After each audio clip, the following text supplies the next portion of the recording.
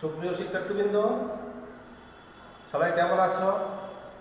আশা করি এই বৈশ্বিক মহামারী কঠিন পরিস্থিতি তোমরা সবাই ভালো আছো। আমি শাহ মোহাম্মদ আমজাদ হোসেন, সহকারী শিক্ষক বিএসসি গণিত, সূচিপাড়া উচ্চ বিদ্যালয় শাস্তি চাঁদপুর শাহরাস্তি অনলাইন স্কুলের পক্ষ থেকে পদার্থবিজ্ঞান ক্লাসের দ্বিতীয় পর্ব, পঞ্চম অধ্যায় দ্বিতীয় পর্বে আবারও তোমাদেরকে স্বাগত জানাচ্ছি। ইতিমধ্যে হয়তো তোমরা আমার নবম দশম শ্রেণীর শিক্ষার্থীবৃন্দ পদার্থবিজ্ঞান বইয়ের পঞ্চম অধ্যায়ের পদার্থের অবস্থা ও চাপ সম্পর্কিত আমার প্রথম ক্লাসটি দেখেছো। যারা দেখেছো তাদের জন্য দ্বিতীয় ক্লাসটি করতে সুবিধা হবে। প্রথম ক্লাসে আমি পদার্থের অবস্থা ও চাপ অধ্যায়ের মধ্যে চাপ কাকে বলে, চাপের একক, চাপের মাত্রা সমীকরণ, ঘনত্ব কাকে বলে, ঘনত্বের মাত্রা একক, এবং স্থির তরলের কোন বিন্দুতে চাপ কোন কোন বিষয়ের উপর নির্ভর করে একটা উচ্চ দক্ষতামূলক প্রশ্ন আলোচনা করেছি। আশা করি তোমরা পেয়েছ এবং শেষ করেছ। সেই সম্পর্কে কোনো সুবিধা থাকলে অবশ্যই কমেন্ট অপশানে তোমরা জানিয়ে দিবা। আজকে আমি তোমাদের পরবর্তী পার্ট 5.3-1 যে পার্টটা আছে আর্কিমিডিসের সূত্র এবং প্লবতা, আর্কিমিডিসের সূত্র এবং প্লবতা নিয়ে আলোচনা করব। আর্কিমিডিসের সূত্র বোঝানোর আগে আমাকে আলোচনা আসতে হবে প্লবতা কাকে বলে, প্লবতা সমীকরণ, কিভাবে প্লবতা সমীকরণ বের করা হয়, প্লবতা কি। প্লবতা বোঝানোর জন্য তোমরা একটু খেয়াল করো। একটা পাত্রে আমি তরল নিলাম, এই তরলে যদি একটা বস্তুকে আমি একটা পাত্রের তরলে যদি কোনো বস্তুকে আমি নিমজ্জিত করি সম্পূর্ণ অথবা আংশিক, তাহলে বস্তুটা বা একটা বস্তুকে ছেড়ে দিলে হয় বস্তুটি ভাসবে, নাহলে ডুবে থাকবে, নাহলে বেশ ডুবে ডুবে ভাসবে, যে কোনো ঘটনা ঘটতে পারে। কেন সে ভাসতেছে, কেন সে ডুবে ডুবে ভাসতেছে? এখান থেকে আমরা একটা জিনিস বুঝতে পারি যে তরল পদার্থ অবশ্যই ওই বস্তুটিকে উপর দিকে বল প্রয়োগ করছে। বল প্রয়োগ যদি না করতো তাহলে কিন্তু বস্তুটি ভাসত না। আমরা নিউটনের তৃতীয় সূত্রের মধ্যে দেখেছি প্রত্যেক ক্রিয়ারই একটি সমান ও বিপরীতমুখী প্রতিক্রিয়া আছে, এটা তোমরা জানো। আমি ফ্লোরের উপর দাঁড়িয়ে আছি কেন? কারণ ফ্লোরটি আমার উপর প্রতিক্রিয়া বল দিচ্ছে। প্রতিক্রিয়া বল দেওয়ার কারণেই আমি দাঁড়িয়ে আছি, নাহলে কিন্তু আমি দাঁড়িয়ে থাকতে পারতাম না, মাটির ভিতরে ঢুকে যেতাম। তেমনি এই বস্তু, কোনো বস্তুকে যখন আমি কোনো তরল বা বায়ু পদার্থে আংশিক বা সম্পূর্ণরূপে নিমজ্জিত করি, তখন বস্তুটি ওই তরল বা বায়ু পদার্থ করতে ঊর্ধ্বমুখী একটি বল অনুভব করে। ওই ঊর্ধ্বমুখী একটা বল অনুভব করার কারণেই বস্তুটি পানিতে ভাসতে থাকে বা ডুবে ভাসে বা আংশিক ডুবন্ত অবস্থায় ভাসে বা সম্পূর্ণ ভেসে থাকে। তাহলে আমরা এখান থেকে কি বুঝি? তরল বা বায়ু পদার্থ উপর দিকে কি দেয়? একটা বল প্রয়োগ করে। এখানেই আমাদের প্লবতার সংজ্ঞাটা নিহিত। কোনো বস্তুকে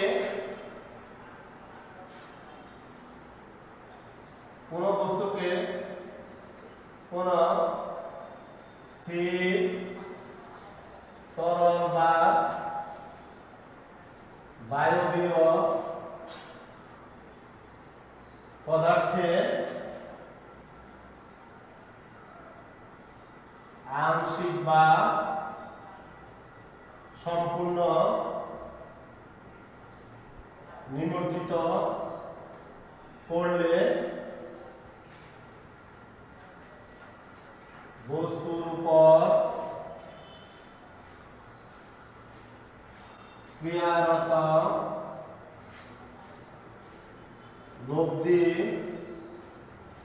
ঊর্ধ্বমুখী বলকে প্লবতা বলে। সংজ্ঞাটা তোমরা খেয়াল করো।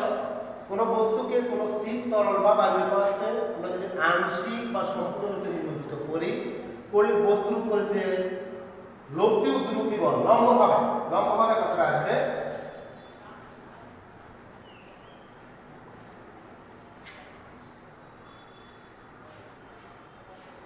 লম্বভাবে লব্ধি ঊর্ধ্বমুখী বল ঠিক উপরের দিকে যে বলটা ক্রিয়া করে লব্ধি ঊর্ধ্বমুখী বল, সেই বলটাই হচ্ছে প্লবতা। কথা বুঝতে পারছো? সংখ্যাটা তোমরা লিখে নিবা, বইতে সম্ভবত ক্লিয়ারলি সংখ্যাটা নাই, তোমরা লিখে নিবা যে সম্পূর্ণ ঊর্ধ্বমুখী লব্ধি বল। এবার প্লবতা রাশিমালা, প্লবতা কিভাবে, সমীকরণটা কিভাবে আসে সেটা নিয়ে আলোচনা করব।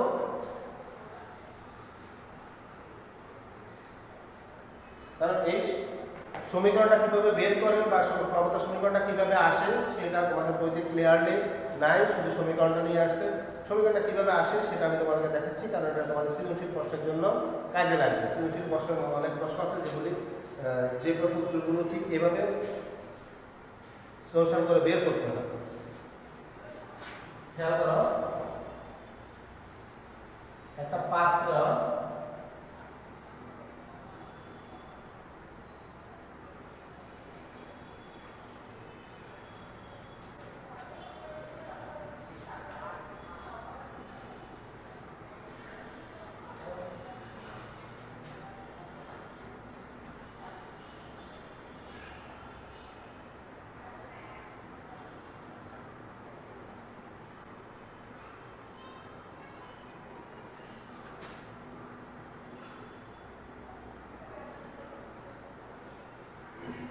একটা চিত্র আছে, এরকম চিত্র তোমাদের বইতেও আছে, তোমরা দেখবা একদম প্লবতার এখানে একটা চিত্র সুন্দর মতো আছে।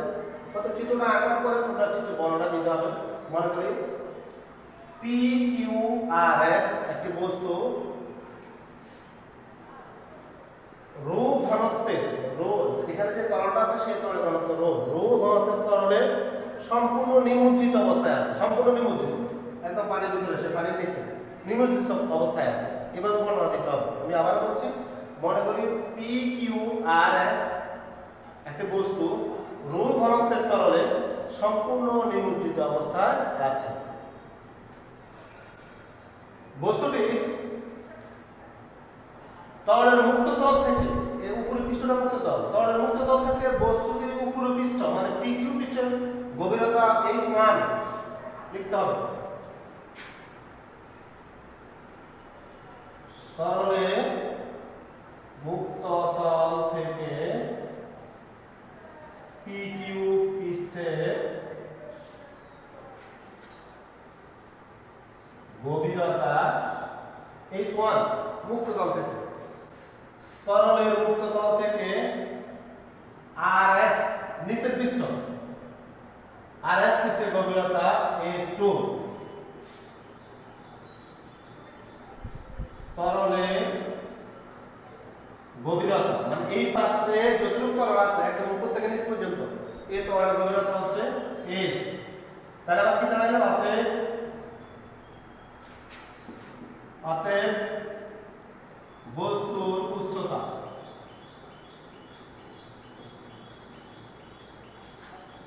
h সমান h2 মাইনাস h1। কিভাবে আসে দেখো, এই তরল মুক্ত থেকে নিচের পৃষ্ঠের উচ্চতা হচ্ছে h,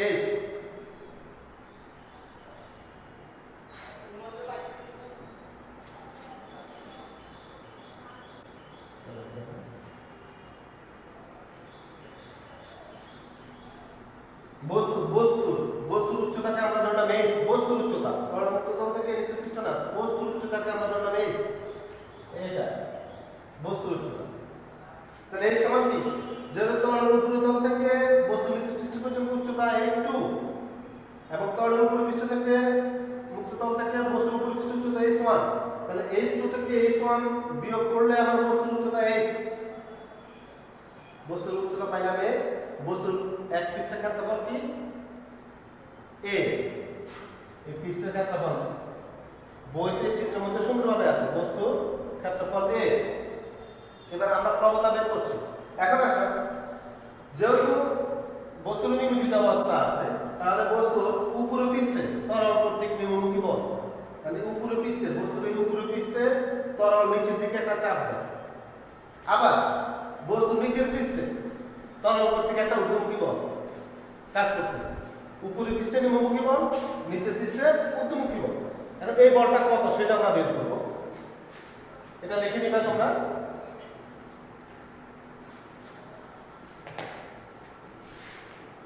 এখন পি কিউ পৃষ্ঠে তরল কর্তৃক নিম্নমুখী বল F1 সমান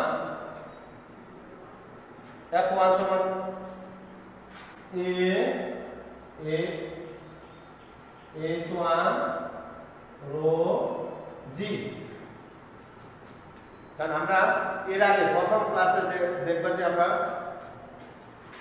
চাপের রাশিমালা বের করার সময় দেখছি যে এই ক্ষেত্রগুলোর উপর প্রযুক্ত বল তরলের ওজন, এই ক্ষেত্রগুলোর উপর প্রযুক্ত বল সমান তরলের ওজন, সেটা ক্যালকুলেশন করে আমরা পেয়েছিলাম H rho g। ওখান থেকে আমরা P সমান H rho g সূত্র পেয়েছিলাম। তাহলে আমরা তো এখন এটা হচ্ছে PQ পিস্টনের উপর প্রযুক্ত বল, চাপের রাশিমালার মধ্যে আমরা এটা পেয়েছি।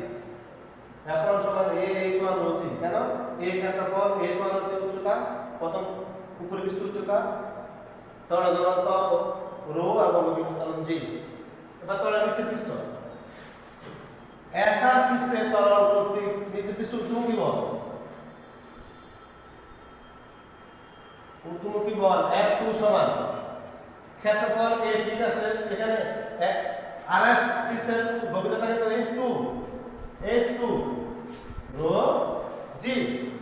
এটা নিচের পৃষ্ঠে ঊর্ধ্বমুখী বল, উপরের পৃষ্ঠে নিম্নমুখী বল, নিচের পৃষ্ঠে ঊর্ধ্বমুখী বল।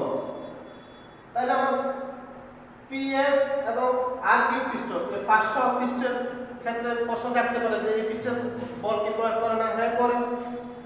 এই PS পৃষ্ঠের তরল যে 500 চাপ দিচ্ছে, আবার RQ পৃষ্ঠে যে 500 চাপ দিচ্ছে, এই পাশের 500টা এদিকে, এদিকেটা কাজ করতেছে এদিকে, দুইটা একটা আরেকটাকে নিষ্ক্রিয় করে ফেলে। এই জন্য 500 চাপটা এখানে অনুভূত হয় না।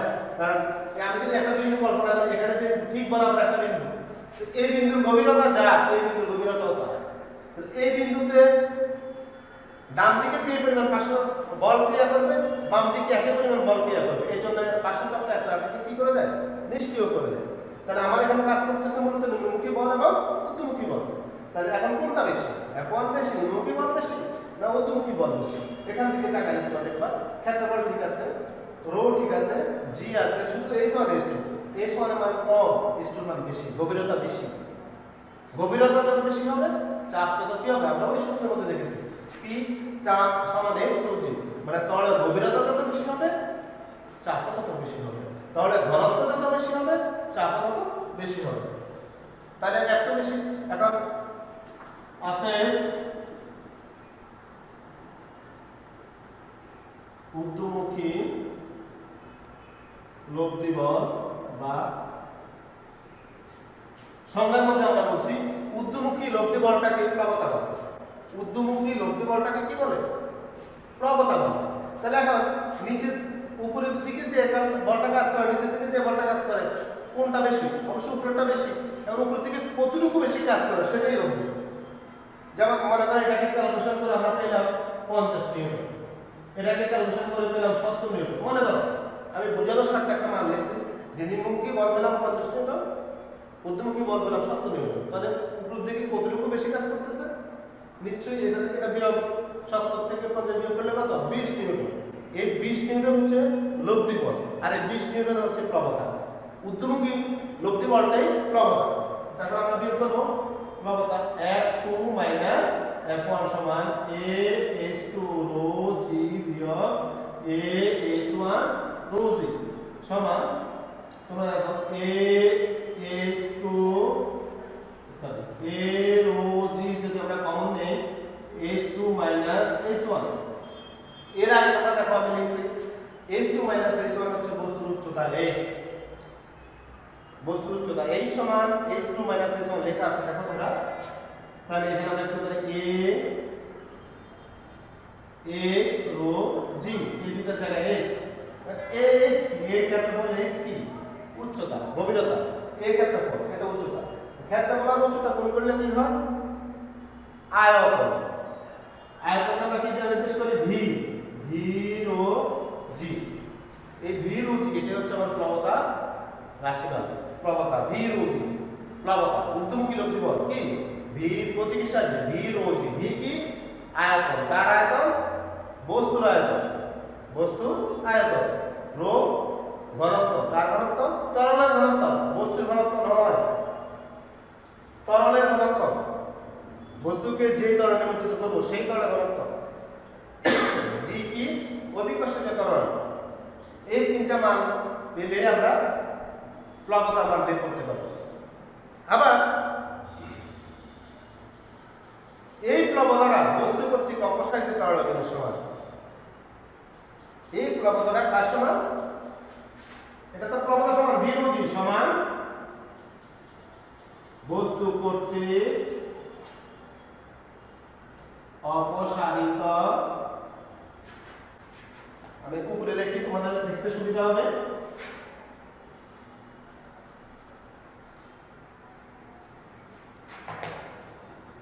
প্লবতা সমান ভি রো জি সমান বস্তু কর্তৃক অপসারিত তরলের ওজন। বস্তু কর্তৃক অপসারিত প্লবতাটাই বস্তু কর্তৃক অপসারিত তরল ওজন। এটা কি? এটা হচ্ছে এই তরলে যখন বস্তুটাকে নিমজ্জিত করি, তরলে নিমজ্জিত করি, এই বস্তুটা যে পরিমাণ তরলকে অপসারিত করে জায়গা দখল করছে, বস্তুর আয়তন কতটুকু? বস্তুর আয়তন যদি মনে করো 6 মিটার কিউব, এই বস্তুর আয়তন মনে করো 6 মিটার কিউব, তাহলে সে 6 মিটার কিউব আয়তন জায়গা দখল করছে। এই দখলকৃত জায়গার তরলটা সে কি করছে? অপসারিত করছে। সে যে পরিমাণ তরলকে অপসারিত করবে সেই তরলের ওজন যা, প্লবতার মানও তাই। আর একটু সহজভাবে আমি বুঝাই। মনে করো একটি গ্লাসের মধ্যে গ্লাসে কানায় কানায় পূর্ণ তরল আছে, কানায় কানায় পূর্ণ, একদম কানায় কানায় পূর্ণ একটি গ্লাসে একদম কানায় কানায় পূর্ণ তরল আছে, আর এক ফোঁটা তরল দিলে পড়ে যাবে। এখন এই গ্লাসের মধ্যে যদি এখন আমি একটি বস্তুকে নিমজ্জিত করি, তাহলে কিছু তরল এখান থেকে পানি পড়ে যাবে। সেই পানিকে যদি আমি সংরক্ষণ করি, মানে অন্য একটা পাত্রে নিয়ে, তাহলে এই পানিটা কি হবে? এই পানিটা হচ্ছে ওই বস্তু কর্তৃক অপসারিত তরল। এই অপসারিত তরল ওজন এখন মাপবো। ওজন মাপার পরে তার ওজন যা পাবো তার ওজন যদি 10 নিউটন হয়, এটা কি 10 নিউটন কি? অপসারিত তরলের ওজন।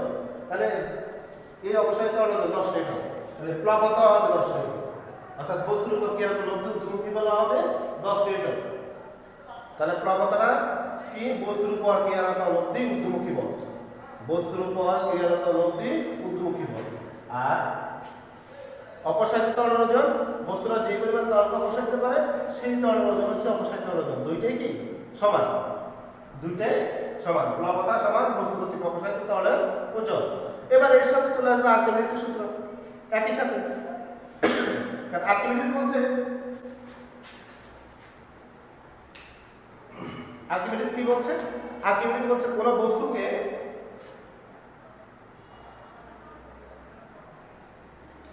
বস্তুকে কোন স্থির তরল বা বায়বীয় পদার্থে আংশিক বা সম্পূর্ণ নিমজ্জিত করলে বস্তুটি কিছু ওজন হারায় বলে মনে হয়। বস্তুর হারানো ওজন বস্তু কর্তৃক অপসারিত তরলের ওজনের সমান। এটা আসলে সূত্র। এখন এটা বুঝতে হবে তোমাকে। আমরা যখন কোনো বস্তুকে কোনো তরলে নিমজ্জিত করি, মনে করো বিশাল বড় একটা গাছের খণ্ড, এটাকে তুমি যদি মাটিতে থাকা অবস্থায় আগে দেওয়ার চেষ্টা করো, পাকা না, আর এটা অনেক ওজন। কিন্তু পানিতে যখন এটাকে ছেড়ে দেওয়া হয় তখন এটাকে নিমিষেই আলগিয়ে দেওয়া যায়। কারণ তো পানিতে দেওয়ার পরে অবশ্যই তার ওজন কমে গেছে, মানে সে কিছু ওজন হারাইছে। এই কথাটাই আর্কিমিডিস বলেছিল যে কোনো বস্তুকে কোনো স্থির তরল বা বায়বীয় পদার্থে আংশিক বা সম্পূর্ণ নিমজ্জিত করলে বস্তুটি কিছু ওজন হারায় বলে মনে হয়। এখন সে কতটুকু ওজন হারায়? আর্কিমিডিস এই কথাটা বলছে যে বস্তুর এই হারানো ওজন, বস্তুর এই হারানো ওজন বস্তু কর্তৃক অপসারিত তরল ওজনের সমান। বস্তু কর্তৃক অপসারিত তরল ওজনের সমান। তার মানে বস্তু যে পরিমাণ জায়গা দখল করবে অর্থাৎ যেটুকু তরলকে অপসারিত করবে সেই অপসারিত ওজন যা হবে বস্তু হারানো ওজন তাই হবে। মনে করো একটা উদাহরণ দিচ্ছি, একটি বস্তুর বাতাসে ওজন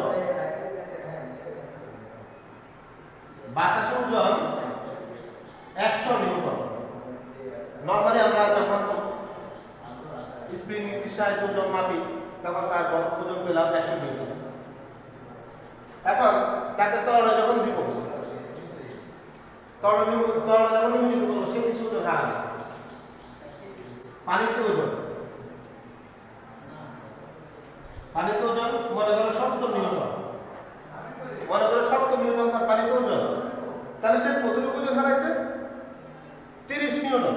আমরা যদি বিয়োগ করি 100 থেকে 70 বিয়োগ করলে 30 নিউটন। এটা কি হারানো ওজন? এটা হারানো ওজন 30 নিউটন। আর্কিমিডিস এটাই বলছে যে সে কিছু ওজন হারায় বলে মনে হয়। এই যে হারানো ওজনটা, এই হারানো ওজনটা আমার বস্তু কর্তৃক, অর্থাৎ এই বস্তুটা ওই তরলে যে পরিমাণ তরলকে অপসারিত করছে সেই তরলের যে অপসারিত তরল ওজন কিন্তু কত হবে? 30 নিউটন। অপসারিত তরল ওজন কি হবে? 30 নিউটন। এই কথাই বলছে যে এই হারানো ওজন বস্তু কর্তৃক অপসারিত তরল বা বায়বীয় পদার্থ, অপসারিত তরলের ওজনের তরল বা বায়বীয় পদার্থ, তরল বা বায়বীয় তরল বা বায়বীয় পদার্থের ওজনের সমান। তাহলে আমরা কি পেলাম? প্রবতা বিরোধী সমান বস্তু কর্তৃক অপসারিত তরলের ওজন সমান আটা কি লিখতে পারি? বস্তুর হারানো ওজন তরলে, আচ্ছা চলবে হারানো ওজন। এই তিনটা কথা একই সমান। প্রবতা ঊর্ধ্বমুখী রূপটি বলছে অপসারিত তরলের ওজন তা বস্তুর তরলে হারানো ওজন তা। তুমি সেই কথাই বলছো। আর এটা আর্কিমিডিসের সূত্র তোমাদের মধ্যে ক্লিয়ারলি নাই, তোমরা এটা লিখে নিবা। কোন বস্তুকে কোন স্থির তরল বা বায়বীয় পদার্থে আংশিক বা সম্পূর্ণ নিমজ্জিত করলে বস্তুটি কিছু ওজন হারায় বলে মনে হয়। বস্তুর এই হারানো ওজন বস্তু কর্তৃক অপসারিত তরল বা বায়বীয় পদার্থের ওজনের সমান। যাহা প্লবতা, যাহাই হারানো ওজন তাহাই বস্তু কর্তৃক অপসারিত তরল ওজনের সমান।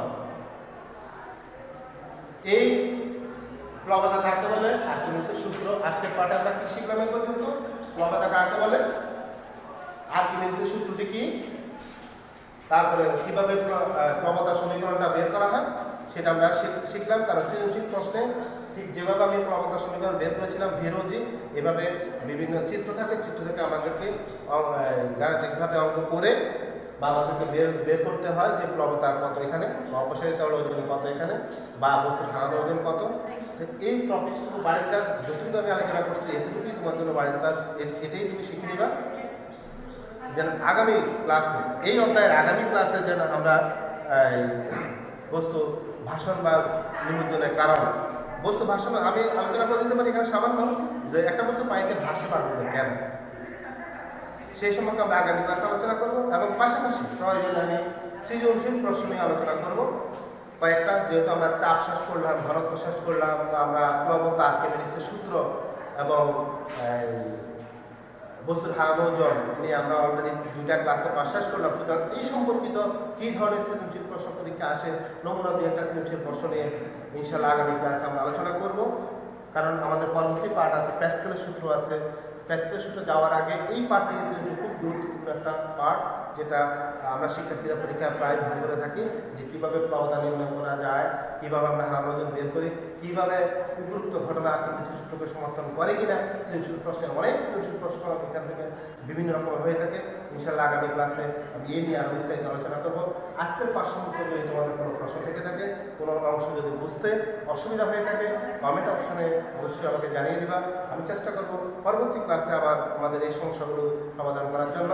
সবাই ভালো থাকবা। এবং সর্বশেষ আমি আবারও উপজেলা প্রশাসন শাহরাস্তি অর্থাৎ শাহরাস্তি অনলাইন স্কুলের সাথে যারা জড়িত সকলের প্রতি কৃতজ্ঞতা জ্ঞাপন করে তোমাদের প্রতি ধন্যবাদ জানিয়ে, যে যেখানে আছো, যে অবস্থা আছো, ভালো থাকো, সুস্থ থাকো এবং নিরাপদে থাকো, ঘরে থাকো, এই আশাবাদ ব্যক্ত করে আজকের মতো এই পঞ্চম অধ্যায়ের অবস্থা 4 অধ্যায়ের দ্বিতীয় ক্লাস সমাপ্ত করলাম।